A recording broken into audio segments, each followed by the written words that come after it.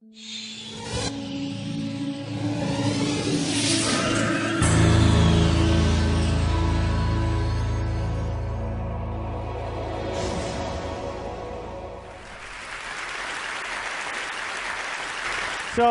sometimes I get invited to give weird talks. I got invited to speak to the people who dress up in big stuffed animal costumes to perform at sporting events.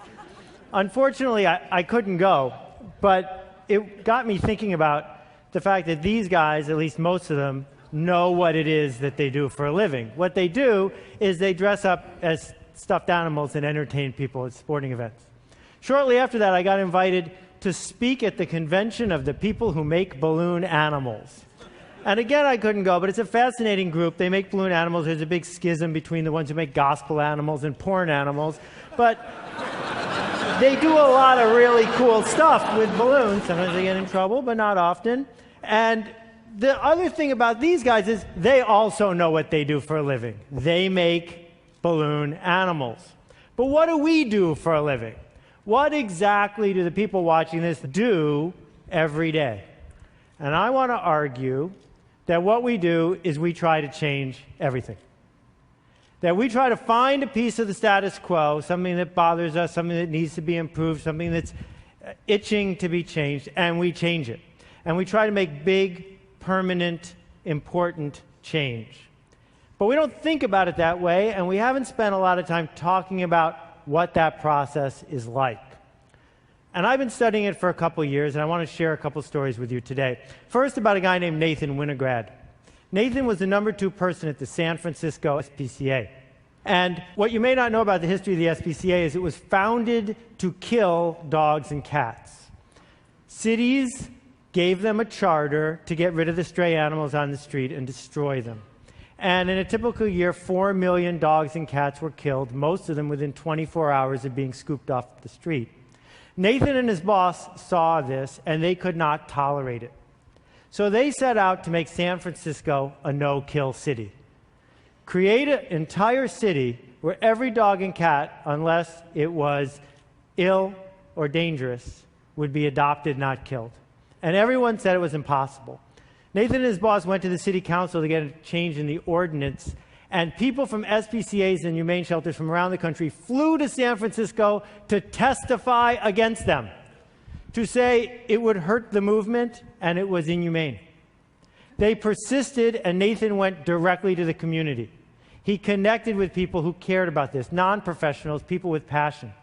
And within just a couple years, San Francisco became the first no-kill city, running no deficit, completely supported by the community. Nathan left and went to Tompkins County, New York, a place as different from San Francisco as you can be and still be in the United States. And he did it again. He went from being a glorified dog catcher to completely transforming the community. And then he went to North Carolina and did it again. And he went to Reno and he did it again. And when I think about what Nathan did, and when I think about people here do, I think about ideas. And I think about the idea that creating an idea, spreading an idea, has a lot behind it. And I don't know if you've ever been to a Jewish wedding, but what they do is they take a light bulb and they smash it. Now, there's a bunch of reasons for that and stories about it, but one reason is because it indicates a change from before to after. It's a moment in time. And I want to argue that we are living through and are right at the key moment of a change in the way ideas are created and spread and implemented.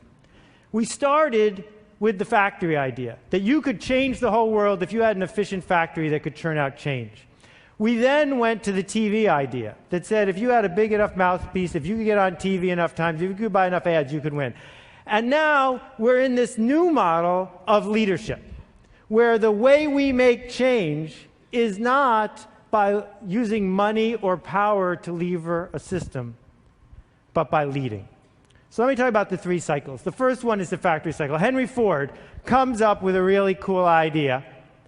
It enables him to hire men who used to get paid 50 cents a day and pay him $5 a day because he's got an efficient enough factory. Well, with that sort of advantage, you can churn out a lot of cars. You can make a lot of change. You can get roads built. You can change the fabric of an entire country.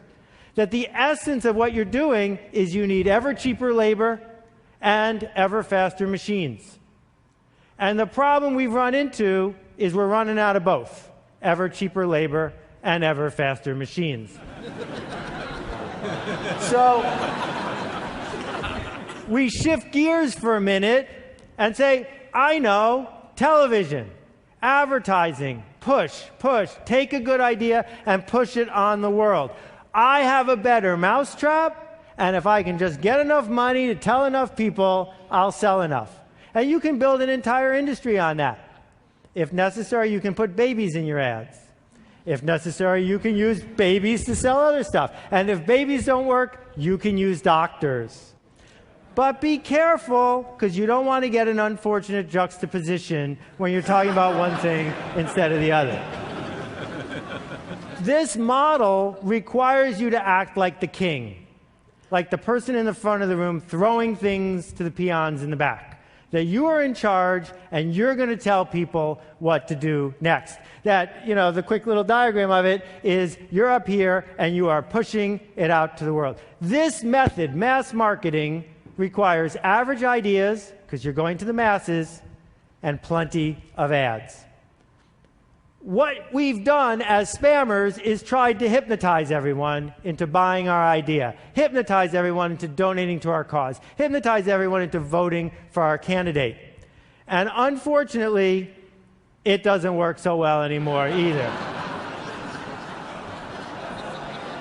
But there's good news around the corner, really good news. I call it the idea of tribes. What tribes are is a very simple concept that goes back 50,000 years. It's about leading and connecting people and ideas. And it's something that people have wanted forever. Lots of people are used to having a spiritual tribe or a church tribe, having a work tribe, having a community tribe. But now, thanks to the internet, thanks to the explosion of mass media, thanks to a lot of other things that are bubbling through our society around the world, tribes are everywhere. The internet was supposed to homogenize everyone by connecting us all. Instead, what it's allowed is silos of interest. So you got the red hat ladies over here, you got the red hat triathletes over there. You got the organized armies over here, you got the disorganized rebels over here. You got people in white hats making food and people in white hats sailing boats. The point is that you can find Ukrainian folk dancers and connect with them because you want to be connected. That people on the fringes can find each other, connect, and go somewhere. Every town that has a volunteer fire department understands this way of thinking.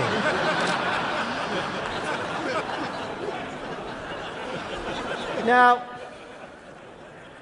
it turns out this is a legitimate non-photoshopped photo. People I know who are firemen told me that this is not uncommon, and that what firemen do to train sometimes is they take a house that's going to be torn down and they burn it down instead and practice putting it out, but they always stop and take a picture.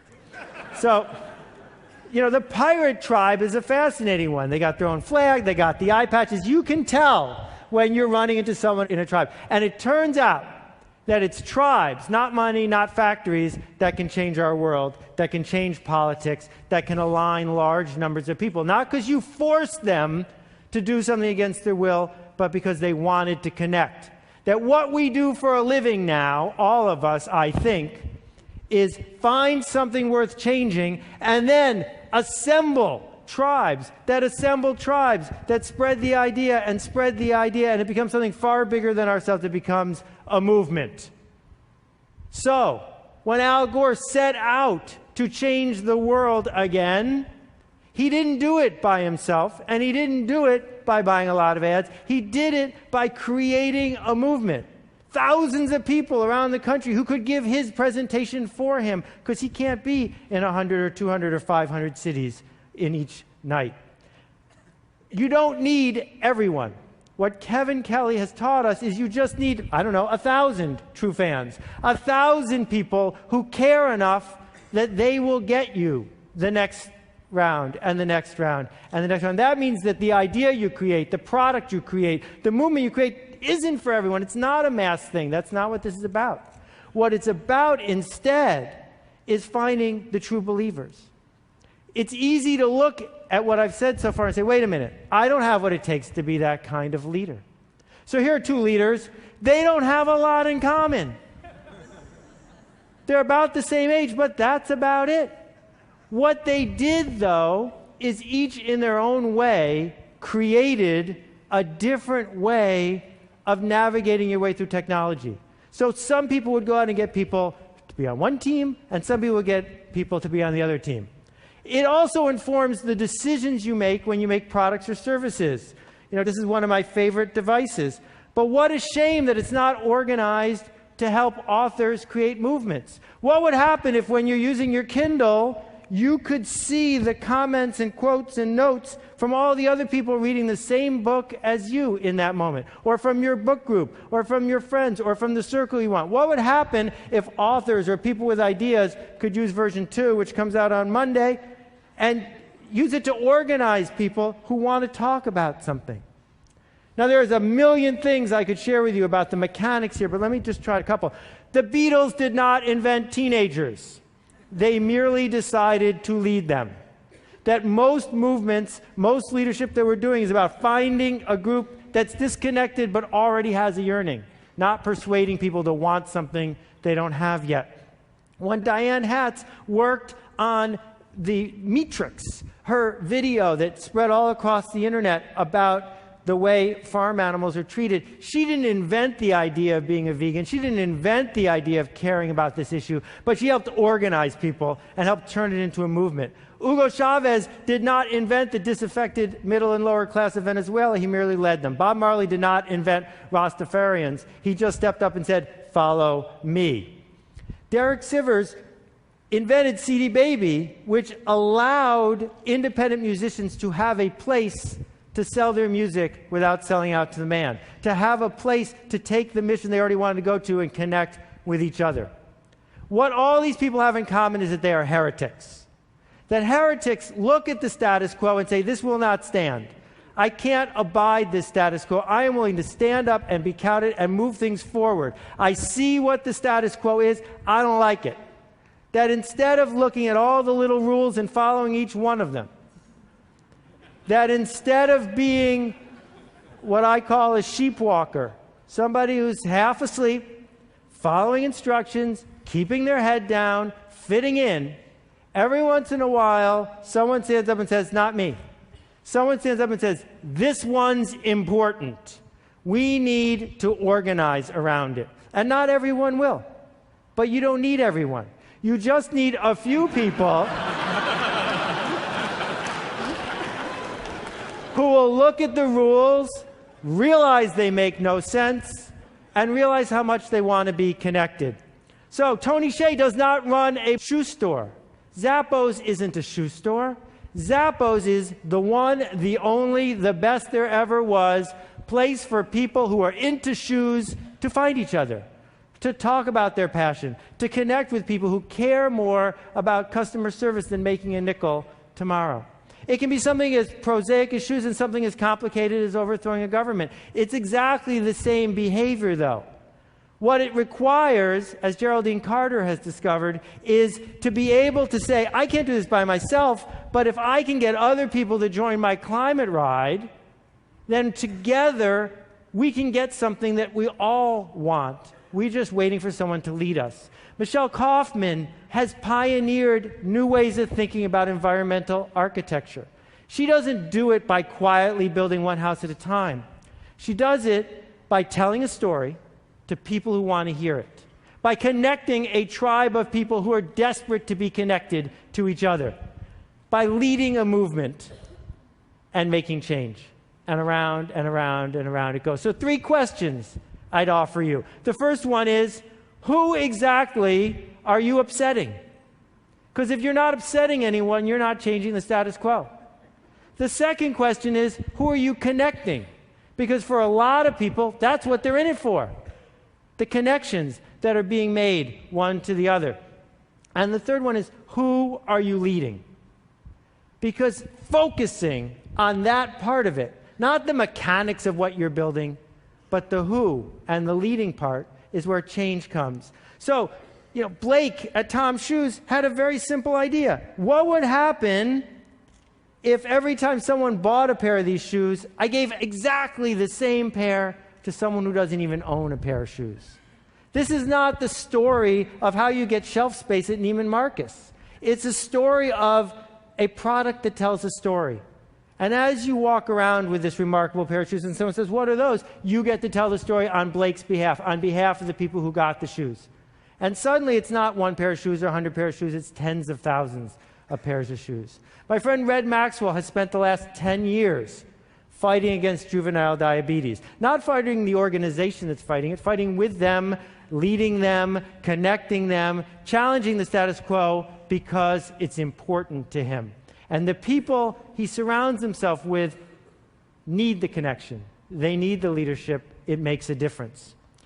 You don't need permission from people to lead them. But in case you do, here it is.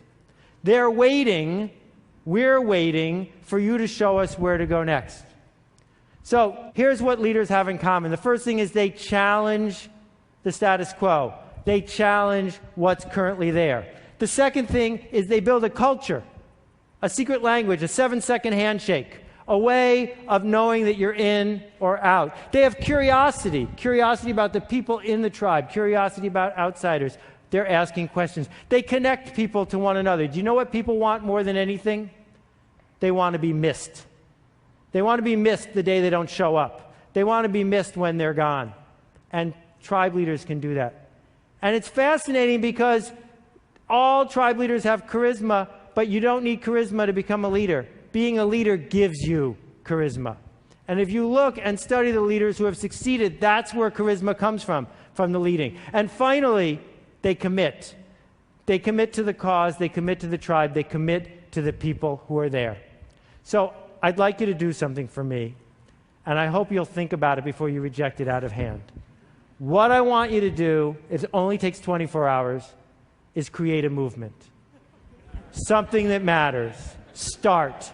Do it. We need it. Thank you very much. I appreciate it. Thank you.